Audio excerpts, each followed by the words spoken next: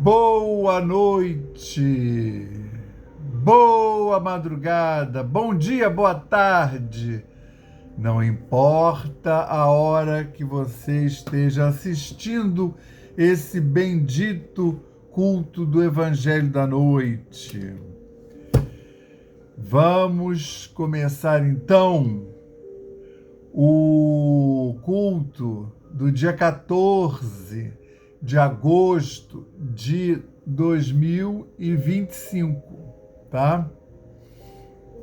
E para que nós possamos harmonizar as nossas mentes e corações de forma que eles venham a vibrar harmonicamente, se não conseguirmos em uníssono, na mesma vibração, mas que seja pelo menos harmonicamente, que nós possamos, Senhor, sintonizar com essa faixa de onda do Evangelho da Noite, desta feita nos nossos lares. E, dessa forma, podermos trazer essa energia, ficar em sintonia e usufruir todas as benesses desse culto se desenrolando, né? Sendo feito no nosso lar com a equipe espiritual, a egrégora do Evangelho da Noite, sob a égide da Aliança da Fraternidade. Para podermos homogeneizar essa frequência e colocá-la lá em cima, nós vamos ler uma página, tá, desse livro aqui, que eu sei que vai aparecer de trás para frente para vocês, que é o Pão Nosso, tá? Para vocês aparece escrito invertido. Isso é porque esse telefone ele tinha uma possibilidade de gravar colocando de forma correta, entendeu? Desinvertendo. Mas, numa dos upgrades lá da Samsung, só porque o telefone já tem mais de 2 anos, aí eles tiraram. Sabia que eles fazem um downgrade? Que é para obrigar você a mudar de telefone. Não é uma pessoa interessante? Pois é, eles tiraram esse recurso, porque lá os vídeos anteriores você consegue ler tá na forma correta, entendeu? Mas vibremos para os moços que são vendidos ao capital. Aqui nós temos o Pão Nosso na sua lição 15, pensamentos.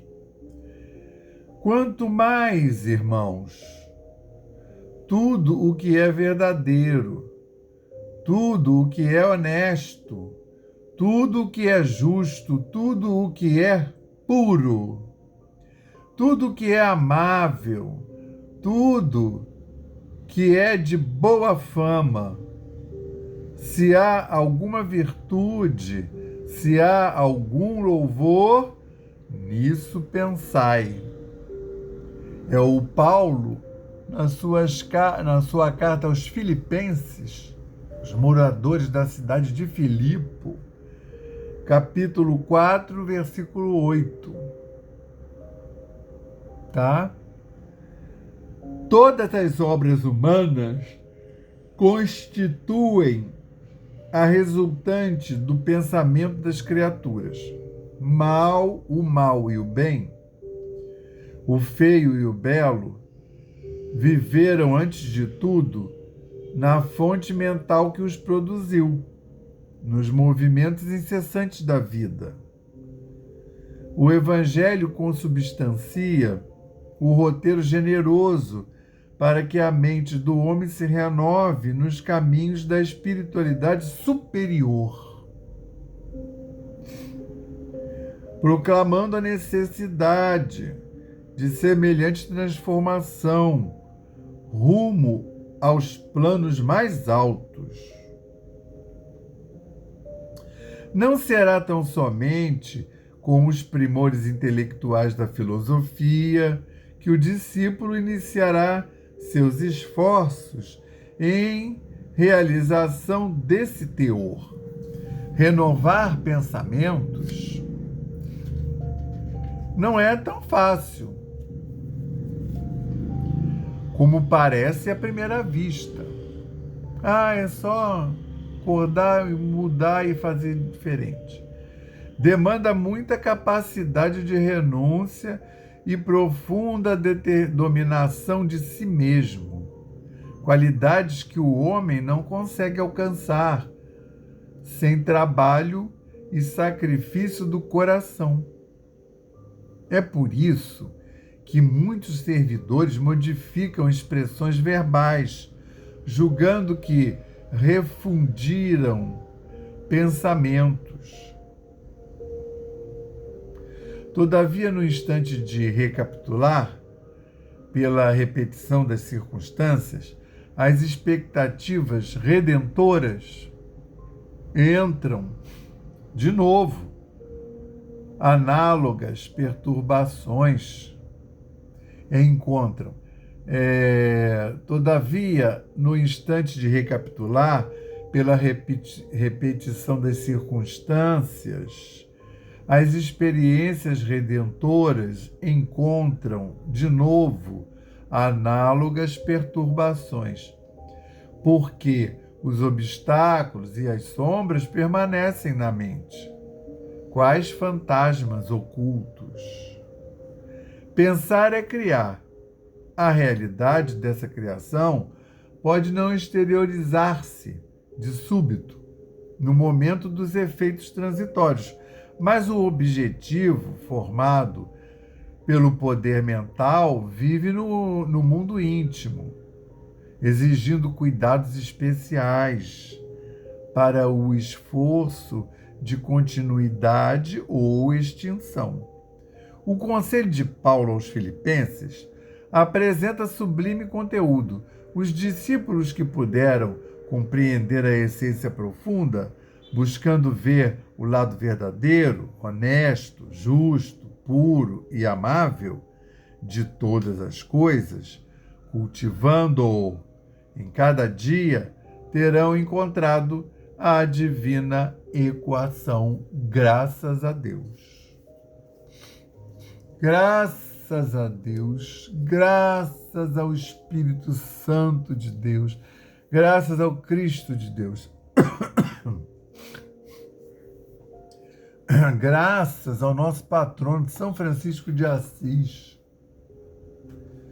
graças às egrégoras da Aliança da Fraternidade do Evangelho da Noite, graças aos nossos guias e protetores espirituais, individuais e de família, graças.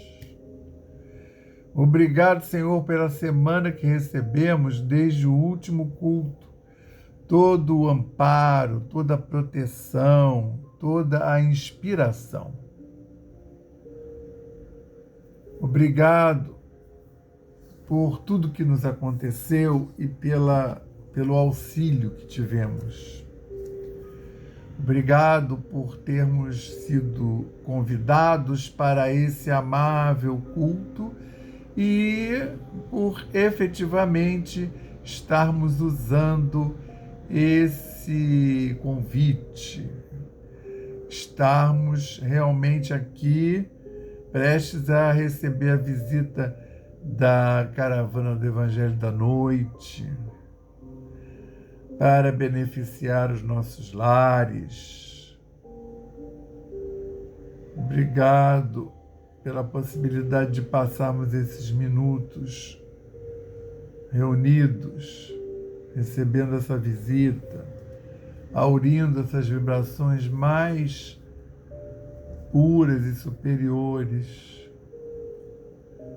Abençoa, Senhor, os nossos bons propósitos e auxilia-nos, Senhor, a mudarmos aqueles outros propósitos que não são tão evoluídos assim. Obrigado, e aí vamos pedir a autorização do Cristo para dar por iniciado o culto do Evangelho da Noite, dizendo o lema da nossa casa, paz e fraternidade, e o lema de Francisco, paz e bem. Graças a Deus. Sejamos todos muito abençoados. Vamos dar continuidade ao estudo do Evangelho de Lucas. Estamos no capítulo 17 e na outra vez nós paramos no versículo 19 e hoje apenas 2 versículos serão alvo do nosso estudo, que o Pastorino separou assim, né? Ou seja, esses 2 já dão um estudo completo. Às vezes, com mais coisas a abordar do que outros trechos que têm 10, 15 versículos. Então, por exemplo, hoje é o capítulo 17 de Lucas, versículos 20 e 21, tá? Que o Pastorino separou e deu o nome Dentro de Vós. E vocês vão lembrar desses versículos, e eu vou dizer que são bem profundos, tá? Deixa eu ver aqui. Tá.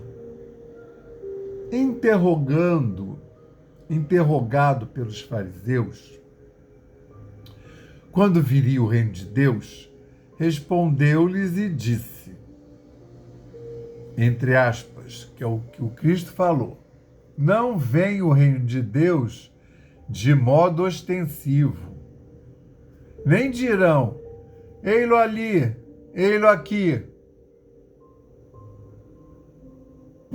eis porque o reino de Deus está dentro de vós. Isso, para você ter uma ideia, como é que os evangelhos são importantes, quer seja separados ou no conjunto, que a gente estuda no conjunto porque a gente traz a passagem, se ela aparece nos outros evangelhos, a gente está estudando de Lucas, se aparece nos outros evangelhos a gente traz também, porque compõe um cenário que abre e explicita a lição que quer ser passada. Nesse caso aqui, só Lucas que registrou, tá? E alguém disse para ele, alguém que estava lá nesse momento, contou para ele, ele põe entre aspas o que o Cristo falou, né? Aí, o que acontece? Muitas traduções trazem assim, nem dirão ei-lo aqui ou ali, eis porque o reino de Deus está dentro de vós. Algumas traduções, maioria católica, o reino de Deus já está dentre vós, no meio de vós, tá? Por isso que é bom parábola, que aí você, mesmo que na tradução mude alguma coisa, você é capaz de pegar o todo. Aqui nem é o caso de parábola, mas assim, a mudança nas traduções faz ter uma interpretação um pouco diferente, mas que continua sendo verdadeira, porque, olha só, por que eu falei que é uma das passagens, eu acho, uma das mais profundas, né? Se juntar com a outra, qual é o principal mandamento? porque está cheio de mandamentos, tem os 10 mandamentos, tem todo o Velho Testamento, você imagina, milhares de páginas, a Bíblia, né, o que compõe a Bíblia. E aí, naquele momento lá, que algum fariseu pergunta ao Cristo para dar uma puxada de tapete, que era tanta prescrição, tanto mandamento, aí eles fizeram, mestre, aí eles procuram ser humildes, mestre, qual é o maior mandamento? Que é para ver se ele comete alguma gafe ou alguma impropriedade, e aí eles, olha, esse aqui é o Filho de Deus, olha o que ele respondeu, entendeu? É tudo pegadinha, que nem assim, a gente deve ou não pagar o tributo? E ele falando, né, de coisas materiais e espirituais, se o reino de Deus não é desse mundo, então a gente deve ou não pagar o tributo? O que eles esperavam? Dele falar, não, meu reino não é desse mundo, não tem que pagar tributo nenhum. Aí eles iam correr lá para o César, né, para Roma, e dizer, tem uma pessoa lá pregando que judeu que segue lá a linha dele não precisa pagar tributo, não. Nessa época nem eram chamados de cristãos ainda. Nem precisa pagar tributo. Quem segue lá, o Nazareno, e aí já arrumava uma celeuma e, na verdade, eles queriam um pretexto para poder matar o Cristo. Como eles não conseguem materializar o pretexto até o momento lá que o Cristo é preso lá pelos vamos dizer, os guardas do Caifás. É estranho, né? O cara é sumo sacerdote, tem guarda, tem milícia. Vai entender, né? São esses poderes. Tinha o Estado, é um poder, e tinha a religião, que era outro poder. Se bem que Roma não dava muita bola para a religião, não. Deixava correr solto. Podia ser qualquer religião. Porque eles eram uma dominação pela força, né? Mas eles não gostavam de confusão nas terras deles. Então, se você não pregasse contra o Estado e não pregasse atitudes que fossem contra Roma, aí não estava nem aí. Tanto é que os judeus ficavam brigando lá, são várias linhas, né, do judaísmo, e eles brigavam por isso, por aquilo, e aí quando o negócio ficava feio, levava lá para o dirigente, para o governante, tipo no caso do Pilatos, né? Ele era a instância mais próxima ali. Mas o Pilatos não professava aquela religião, não era judeu. E aí eles procuravam uma instância de justiça para que o governante dissesse, faz isso, não faz, entendeu? Para não desagradar o governante, que era o entreposto de Roma. Ele era lá o cara que foi colocado ali para garantir o perfeito funcionamento, sem desviâncias. E aí eles estão lá, e aí eles ficavam, os fariseus e os saduceus, eles ficavam seguindo Cristo e fazendo perguntas, né? E apontando pegadinhas. E aí é como essa daí, né? Aí ele já está dizendo, olha, aí já é uma boa de uma ensinamento direto para esse povo que torna a religião algo muito pesado, né? De professar, porque tem muitos ritos externos, muitas obrigações, mas aquilo ali não dá em nada, né? Se você não fizer pensando, porque eu não estou falando contra os ritos, não. Eu estou falando o seguinte, os ritos são feitos para mobilizar a nossa mente e a gente ficar ligado lá no Altíssimo. Todas as cerimônias das religiões, aí vai ali, aí suspende um cálice, queima um incenso, defuma o altar.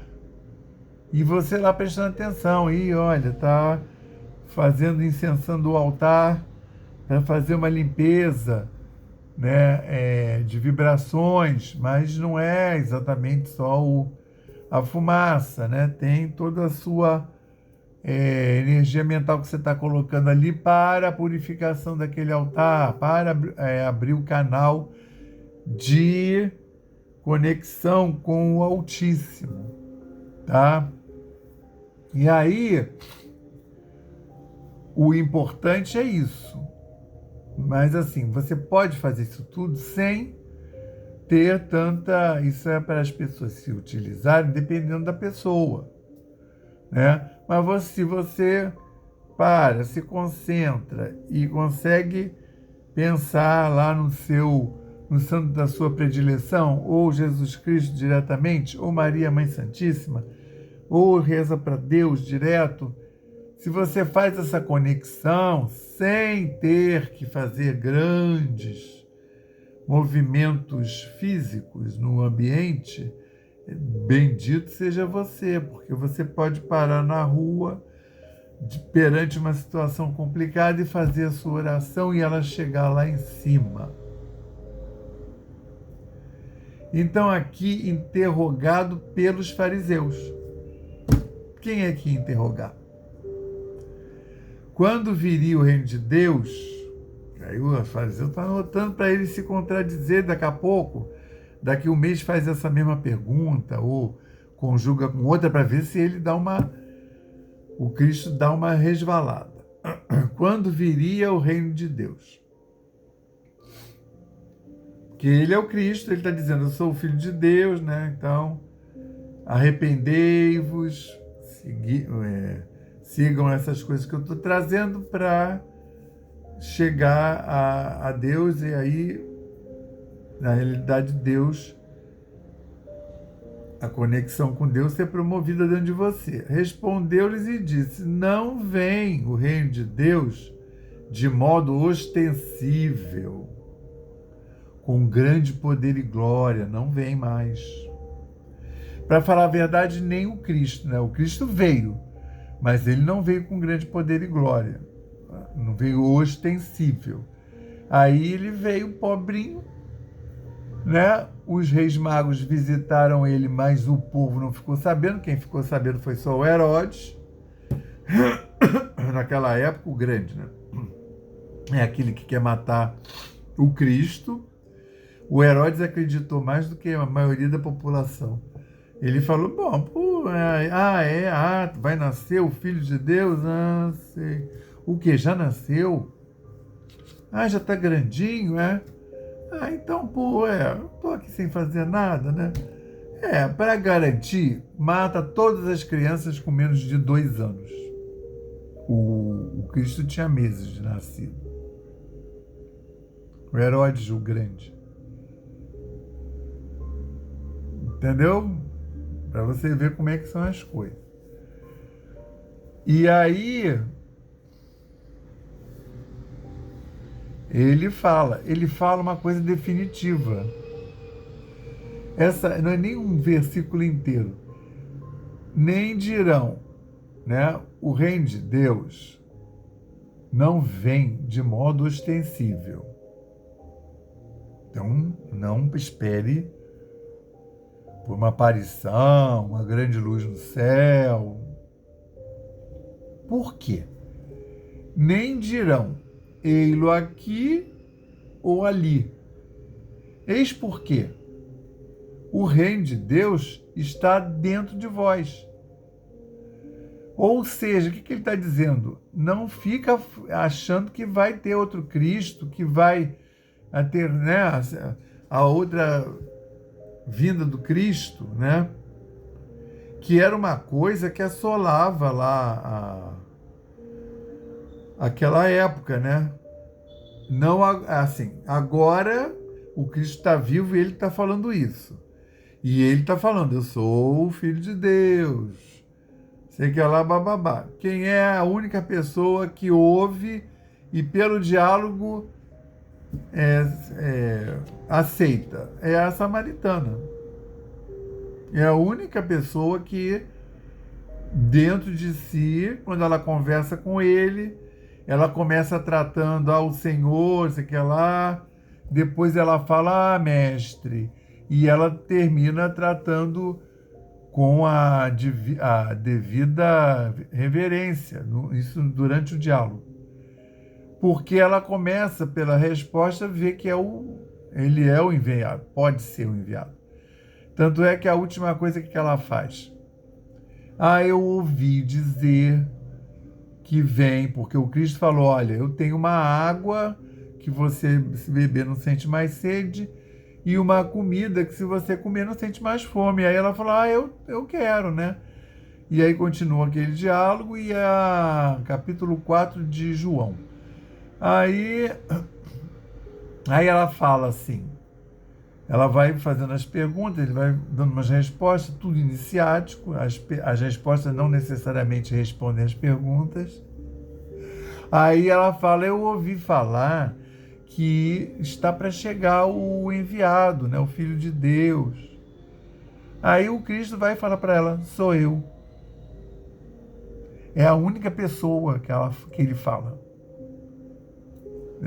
Pelo menos no que foi relatado nos evangelhos. Por quê? Porque a pessoa tem que ter a certeza dentro de si. Não adianta vir alguém e falar, aquele ali, entendeu?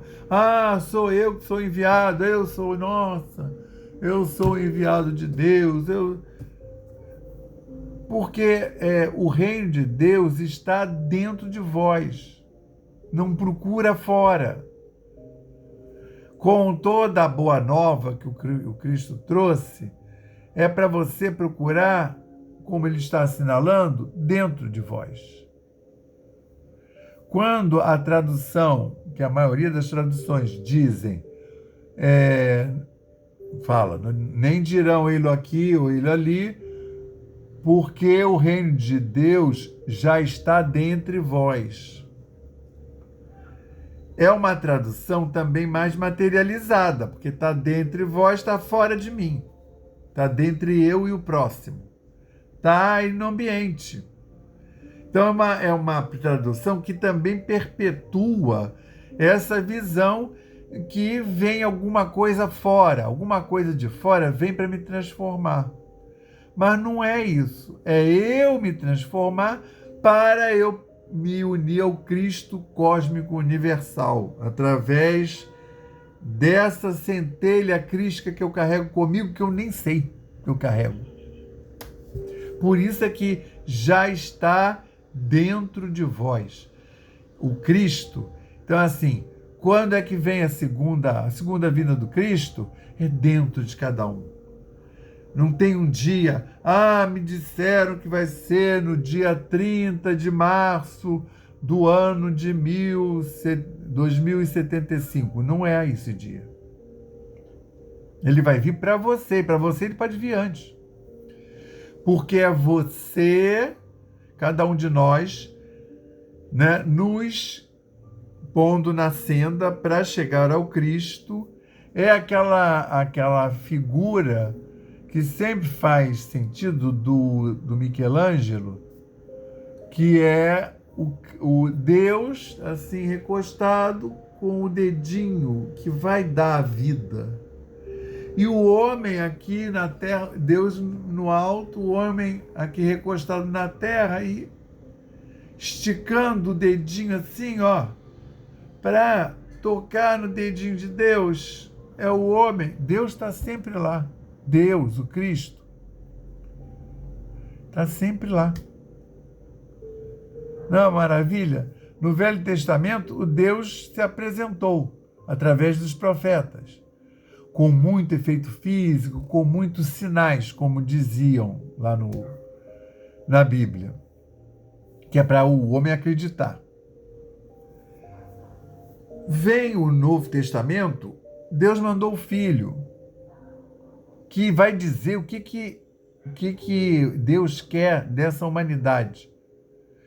É para vocês perdoarem, não fica guardando mágoa, releva, ajuda sempre, compaixão. Ajuda sempre, sempre. Quem? O próximo. Quem é o próximo? Aí conta a parábola lá do cara que está caído na estrada, que eu contei na semana passada.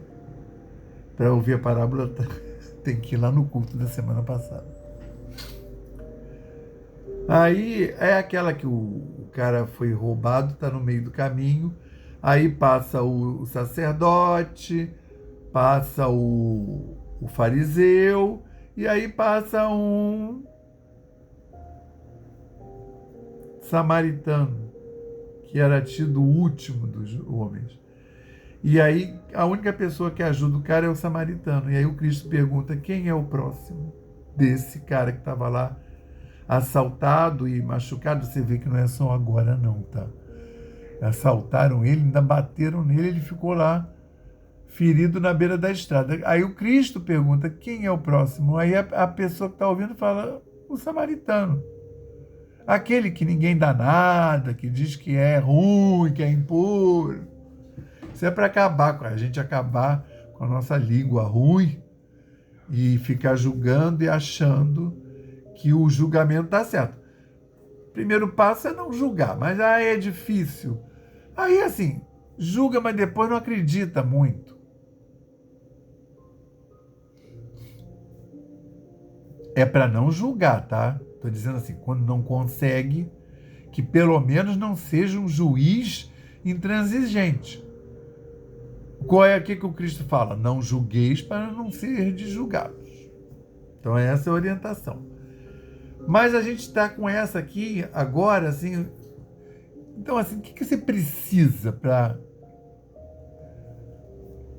chegar ao Cristo? Você tem que ir lá buscar. Olha o dedinho. Você tem que fazer o movimento. Se você, eu acordar, Mauro, nossa, daqui a uns 3 dias, 2 horas, 3 horas da manhã, eu vou acordar e vou fazer essa conexão, ou você me conta que já passou, né? Você sabe que eu acordei 3 horas da manhã, e aí eu me dirigi à espiritualidade superior, aos espíritos crísticos, e aí eu fiz esse contato, nossa, minha vida mudou completamente, fiz a metanoia. Pode. Porque o Cristo se apresentou. Primeiro se apresentou Deus, Velho Testamento. Depois veio o Filho veio aqui. Então teve esse momento necessário.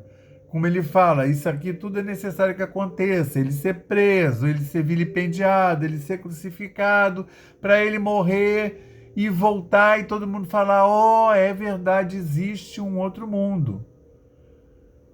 Né? Porque no Velho Testamento, embora muitas linhas fossem reencarnacionistas, não eram com esse nome, falava-se muito em ressurreição. Então eles tinham uma vaga ideia, mas não era exatamente como é. Né? Você volta, mas não volta no mesmo corpo, porque quando você fala em ressurreição, você volta renascendo no mesmo corpo, que não é o caso.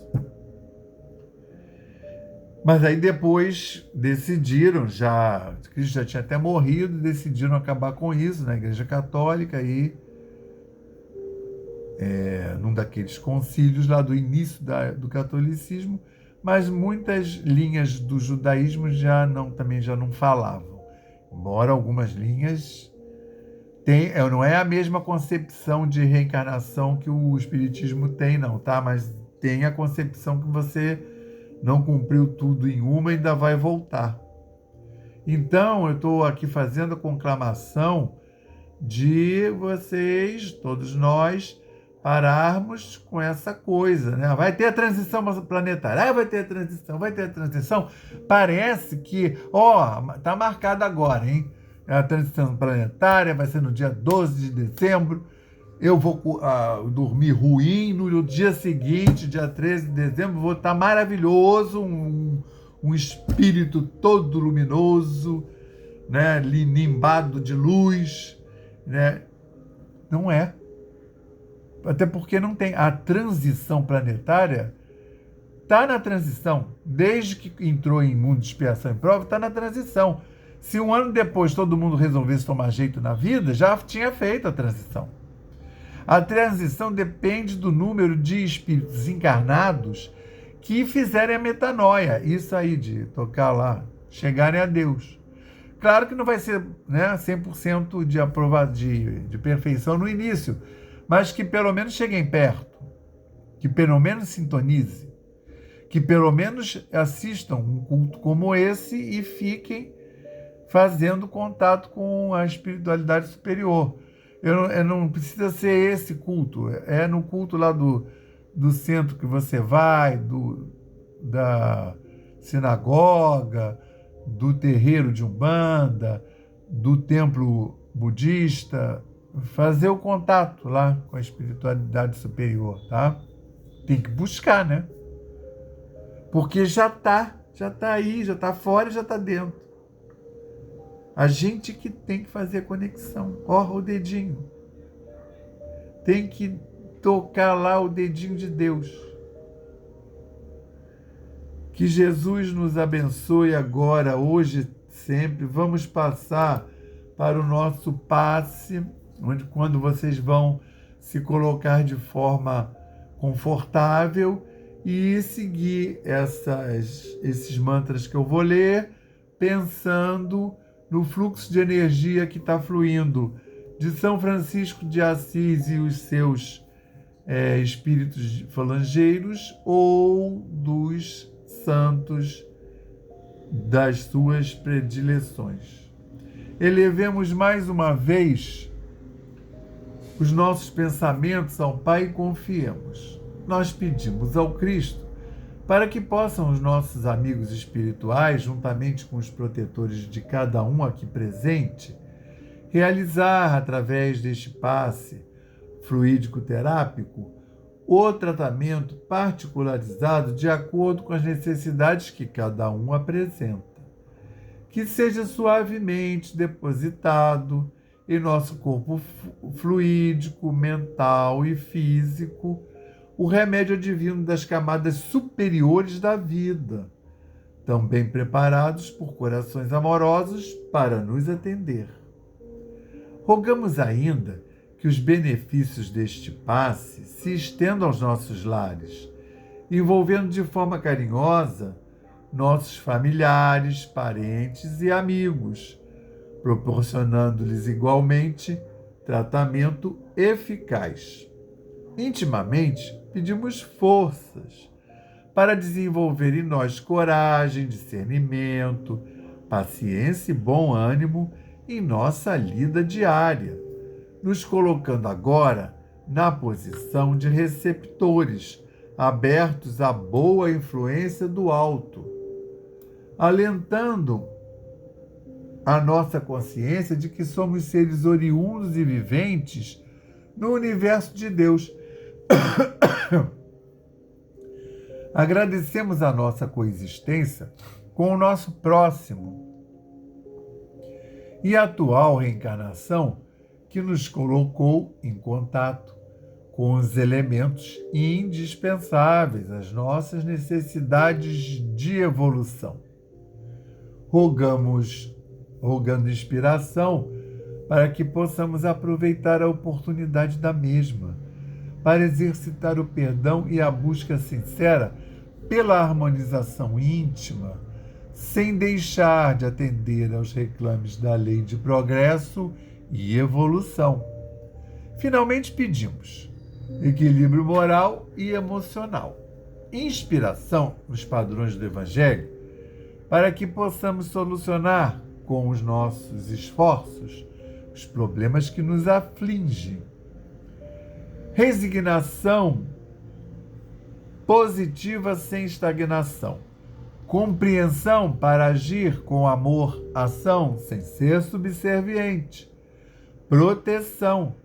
Forças para manter a vigilância e disposição para realizar a nossa reforma maior, graças a Deus. Graças a Deus, graças ao Cristo de Deus e graças ao Espírito Santo de Deus, graças ao nosso patrono São Francisco de Assis e a sua falange maravilhosa, graças às egrégoras da Aliança da Fraternidade do Evangelho da Noite e graças aos nossos guias e protetores espirituais. Queremos agradecer a realização desse culto, agradecer a visita da falange bendita do Evangelho da Noite, que veio sanitizar os nossos lares e também os nossos templos, que são os nossos corpos. Veio sanitizar, encaminhar as energias negativas que porventura tenham se acumulado e encaminhar para os lugares na Terra aonde há essa transmutação vibracional e que pôde operar essa transmutação naquelas energias que nós temos, mas que são transmutáveis. Que nós possamos estar fazendo isso agora também. Pedimos para que nosso lar seja sanitizado, todas aquelas pessoas que convivem nesse lar possam também aproveitar esse momento, e para isso que nós temos que receber a equipe espiritual de portas e janelas abertas. E aí o que acontece? Vamos ser, então, durante essa visita, reharmonizados e reenergizados. Que nós possamos humildemente mandar um quanto de energia para todas essas lideranças espirituais, encarnadas e desencarnadas, que estão atuando no planeta nesse momento difícil. Que nós possamos envolver, mandar um quanto de energia humilde para todas as lideranças materiais, que todos possam ser protegidos e inspirados em suas atitudes, palavras e ações.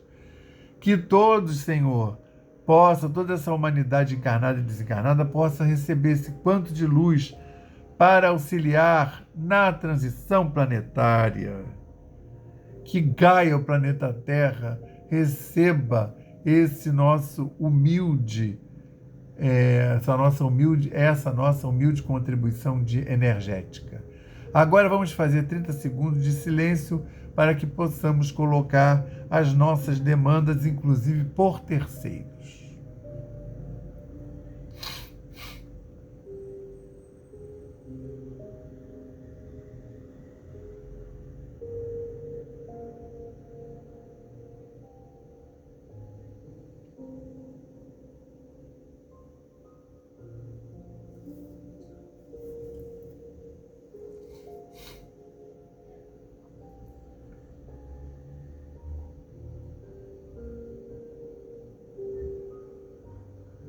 Nosso Senhor Jesus Cristo, obrigado por tudo. Dá-nos a permissão para dar por encerrado o culto do Evangelho da noite de hoje, dizendo o lema da nossa casa, paz e fraternidade, e o lema de Francisco, paz e bem. Que possamos seguir todos na paz e no amor do Senhor. Boa semana.